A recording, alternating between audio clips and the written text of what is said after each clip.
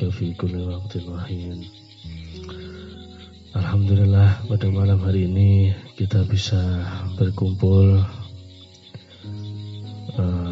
belajar bersama dalam kajian kuliah 7 menit. Hari ini saya akan sedikit itu tidak banyak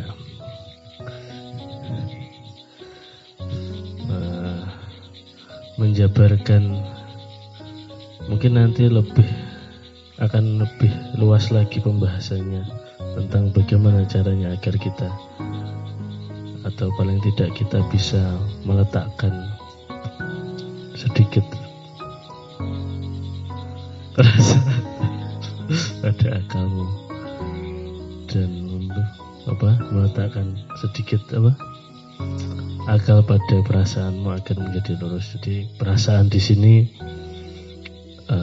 saya maknai sebagai kolbu.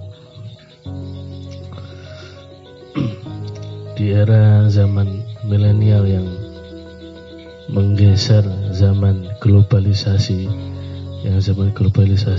menggeser zaman milenium ya. Kira 98 ini milenium ya. Terus setelah milenium apa? KBK, KTSP.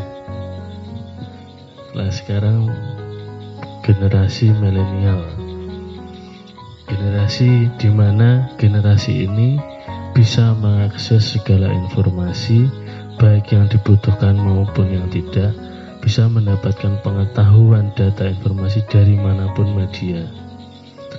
Akhirnya apa?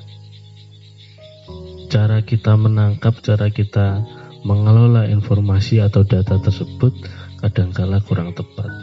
Maka ini bisa diartikan sebagai cara berpikir yang salah. Cara berpikir yang salah bisa muncul atas dasar kemampuan cara berpikir yang kurang tepat. Dan memang kita belum mengetahui bagaimana cara berpikir yang benar. Durungokne ora iki ya, dolanan HP dhewe. Apa dibarne?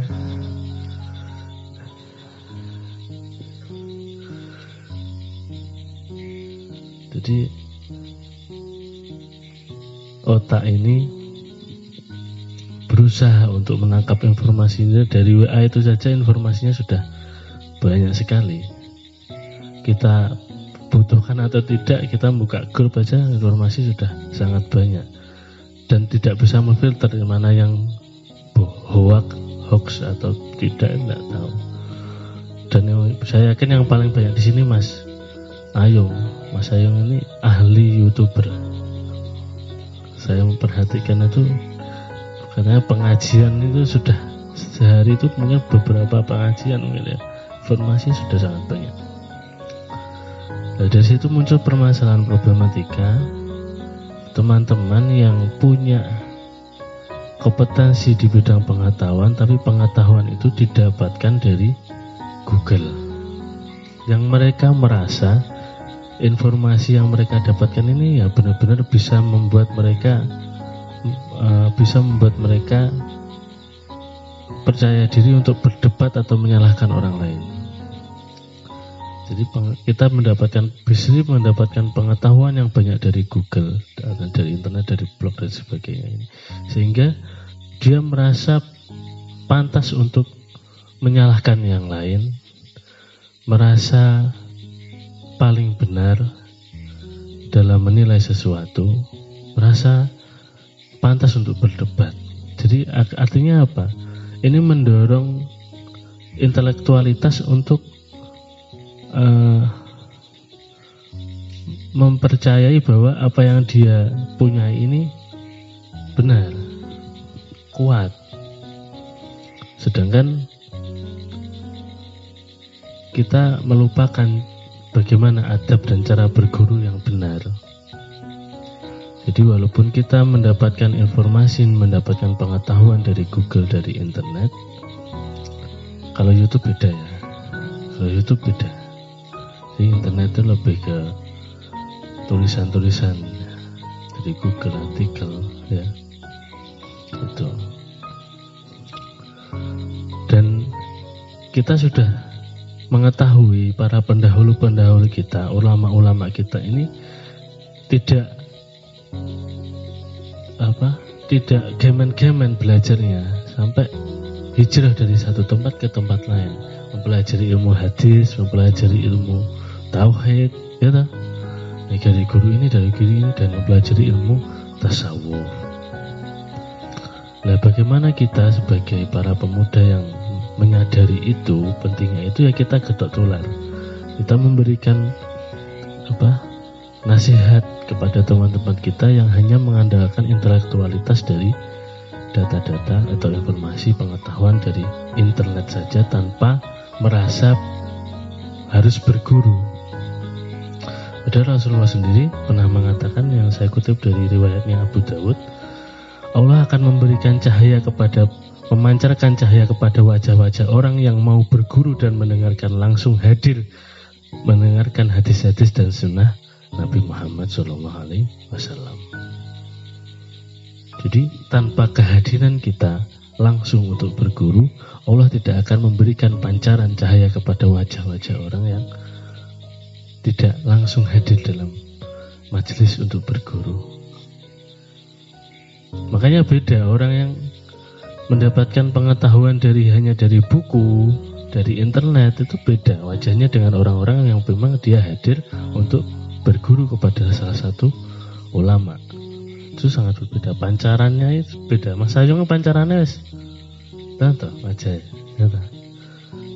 Arif Mas Wawan ya. Pak Wawan langsung berguru. Jadi ilmu yang didapatkan oleh kita itu masuk ke otak dan akal ini bekerja, tetapi belum tentu masuk ke dalam kolbu untuk menjadi sebuah hidayah. Belum tentu. Jadi makanya perlu seorang guru, kita hadir dalam majelis, dalam artinya kita hadir untuk berguru langsung kepada ulama ini, agar apa? Agar bisa masuk ke dalam kolbu kita, membuahkan sebuah iman. Banyak orang yang dia itu berilmu, ya karena ilmunya yang tinggi ini dia hanya mengandalkan intelektualitas. Akhirnya dia keras karena tidak meletakkan sedikit kalbunya di dalam, karena dia hanya wis toh sampean lek wis intelektuale kuat, luas, pengetahuan luas, engkau sing menjadi ambisi emosinya itu berdebat, mesti lek roh wong koncone sing gak padha pengetahuan iki nyap kok iso piye to iki, aneh ngono. Tapi beda kalau kita memahaminya dengan kolbu, juga beda. Bahkan kalau kita sudah memahami dengan kolbu, dengan keimanan di dalam kolbu itu, karena kita berguru kepada ulama tasawuf, itu kita tidak butuh pembuktian dan hujah-hujah dan dalil. Tapi kalau dengan intelektualitas tanpa pembuktian, tanpa dalil, tidak akan cukup. Akhirnya hanya berdebat terus, merasa paling benar dan menyalahkan yang lain. Tidak bisa benar, dan kita masih proses belajar di situ. Pernah ada suatu cerita Nabi Muhammad SAW ini dibantah, disalahkan oleh seorang kaum. Tapi salah satu orang yang ini menyalahkan Rasulullah SAW. Dan Rasulullah waktu itu mengatakan akan muncul dari dia atau dari mereka kelompok orang jika dibaca Al-Quran dan Sunnah padahal lancar. Jadi dari golongan mereka ini ada yang membaca Al-Quran, orang-orang yang seperti itu loh ya, yang mengandalkan intelektualitas, mengandalkan akal ini, akan muncul dari mereka orang-orang yang fasih membaca Al-Quran, lancar membaca dalil-dalil, tetapi tidak tembus iman dalam kolbunya. Dan iman di kolbunya. Ya kita sudah tahu kelompok-kelompok itu. Pernah juga ada kisah Nabi Muhammad SAW tidak hanya disalahkan, dihina, dilempar batu oleh kaum Taif. Nah, tapi dari kisah ini kita tahu kelembutan cara bagaimana Rasulullah menanggapi atau menghadapi kaum Taif itu. Rasulullah tidak membalas dengan keburukan yang sama, malah dengan kasih sayang beliau malah mendoakan kaum Taif ini. Ya Allah, selamatkan negara atau kaum Taif ini. Semoga anak keturunannya mereka ini beriman kepadaku. Dan pada saat itu malaikat Jibril turun nawari ini Kanjeng Nabi. Ya Rasulullah, jika jenengan kersa iki negara kaum Taif ini tak hancurkan. Lah, jangan, ojo.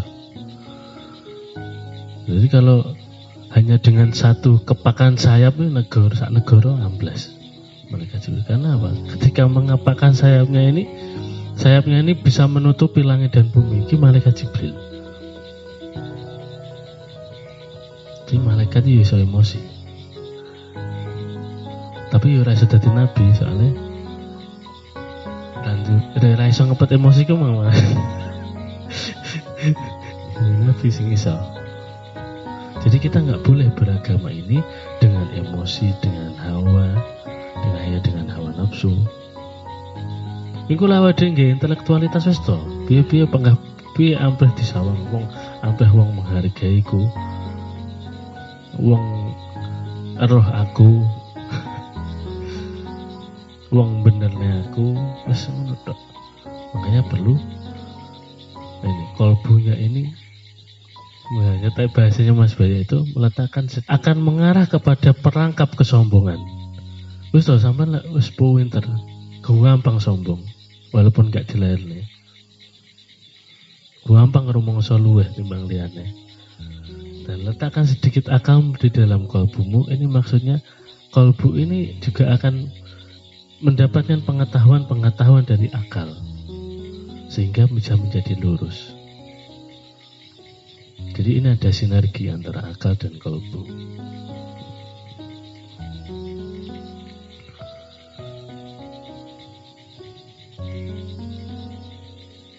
Jadi yang pertama ini hanya masukan dan kita sama-sama belajar bahwasanya pentingnya berguru tentang hadis, berguru tentang ilmu fikih, berguru tentang ilmu tasawuf yang berlandaskan Ahlus Sunnah wal Jamaah. Jadi kita perlu berguru. Apa pernah zamannya? Halo.